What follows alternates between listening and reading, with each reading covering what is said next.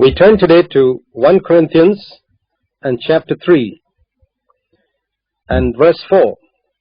Paul was speaking to these Corinthian Christians about their carnality in claiming to belong to Paul or to Apollos. And when a person says that he is the follower of a particular leader, a particular preacher, it usually means that he esteems that preacher above others. He considers this particular person as greater. And when we quarrel about whether one man of God is greater than another, we are ourselves carnal and spiritual babies. All those who are placing one above the other. The mature Apostle Paul says in verse 5, "What then is Apollos and what is Paul? Servants." And that teaches us that every true servant of God must take his place also as servants of all men. Later on in 1 Corinthians chapter 9, Paul repeats that he was a servant. But he considered himself not as a great preacher or a leader, but only as a servant of these Corinthian Christians. Servants of the Lord and servants of the church. And the Lord gave a particular task to Apollos and a particular task to Paul, as he says in verse 5. The Lord gave a particular task, and each of them did the work that was allotted to them. Paul was given the task of planting. Apollos was given the task of watering. And we have to be spiritually immature in order to think that the one who plants is a greater servant of God than the one who waters. Because it is just like the different ministries in the body. In our physical body, like the eye and the ear and the hand, there is just no way of comparing which is greater. All are essential. Which would we rather do without? We want the eye and the ear and the hand. Later on in 1 Corinthians 12, Paul speaks about that. But the immature Christian is the one who does not understand this.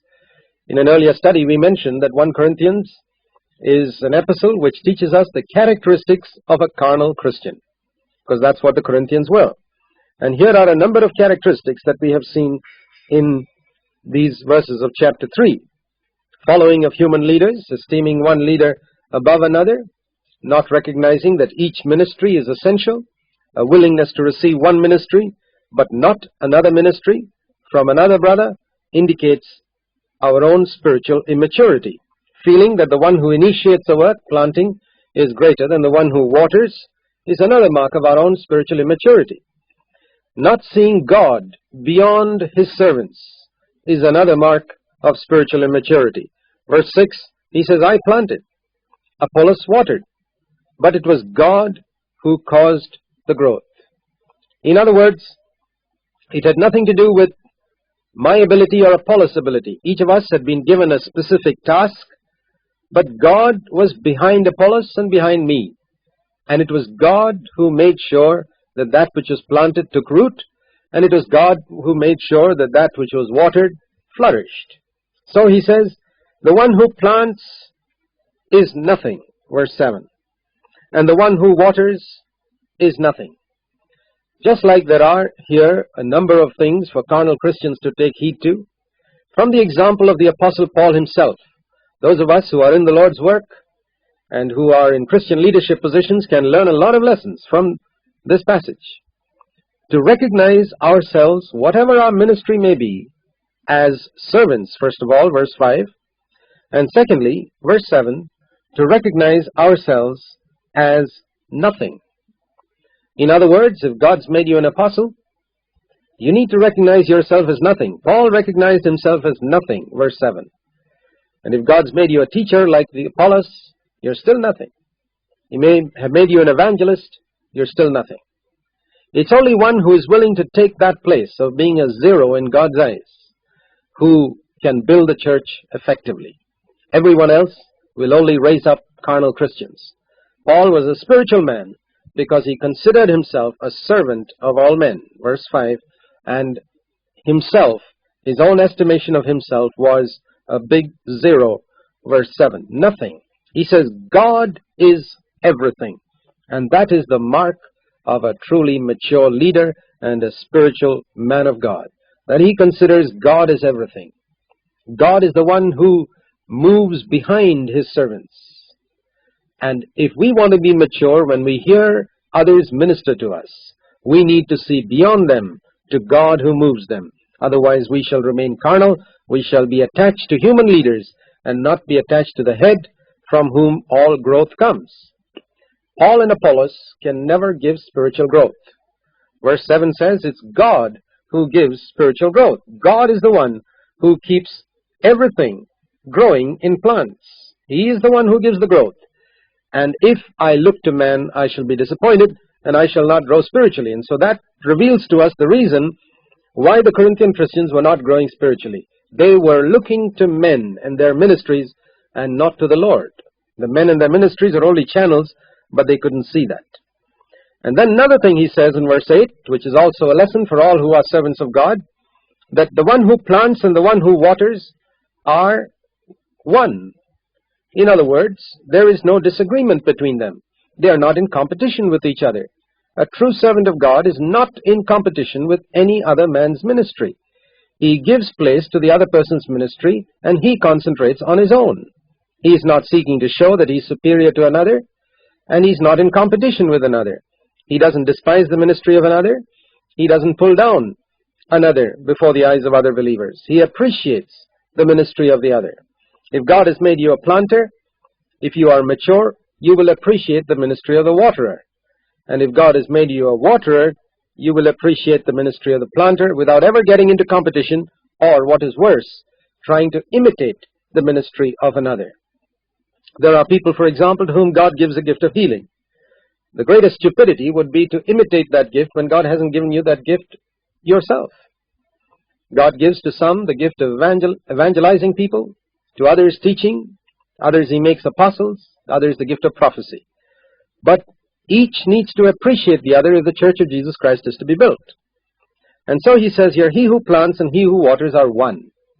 He says, you cannot bring a division between Apollos and me. We are working as a team with the same aim, the same goal in view, and we are not in competition with one another. It's the carnality of you Corinthians that makes you distinguish between us.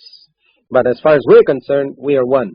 Blessed are those Christian workers who can take this position even with ministries that are different in their emphasis from their own. And concerning those who serve the Lord, here is a very important verse, the last part of verse 8.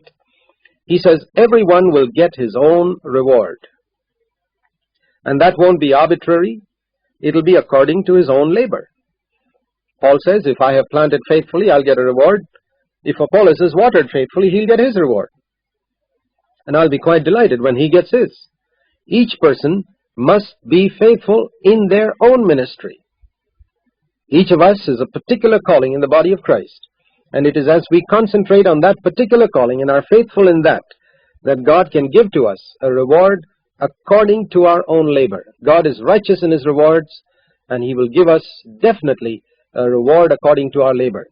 If we seek for our reward here on earth, for example, if we serve the Lord because we want honor from men, or if we serve the Lord because we want money and make the Lord's service a means of earning a living, then we have got our reward right here. And there will be no reward in eternity for those who have served the Lord for an earthly reward right here. That's crystal clear.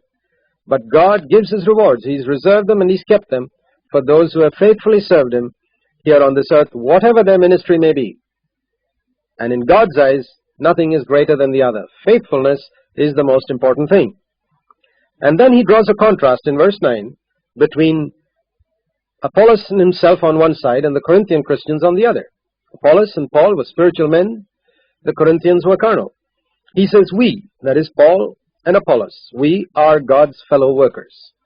In other words, we are mature enough to be co-workers with God because we have a spiritual attitude of mind. We have the mind of Christ, he says in verse 16 of chapter 2. And therefore we can look at things from God's point of view. And therefore we are God's co-workers.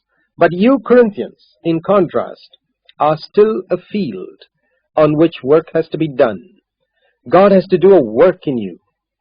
You are still a building in which God is building. Now there are two different categories of people mentioned there. those who are God's fellow workers, who have come to maturity, who have come to freedom from jealousy and strife and following human leaders, and who have learned to exercise their senses and discern between good and evil, who have a spiritual attitude of mind, the mind of Christ, and who therefore have matured to the place where God can say, you are my fellow workers. Paul and Apollos were there. And it is God's will that every one of us come there. But until we come there, God has to do a work on us through other workers. We are a field which needs to be plowed up, which needs to be planted. We are a building, incomplete, bricks lying around that needs to be put in a proper place. And God's desire is that we move quickly from this low babyhood level to the place of spiritual maturity, where God can use each one of us as His co-workers.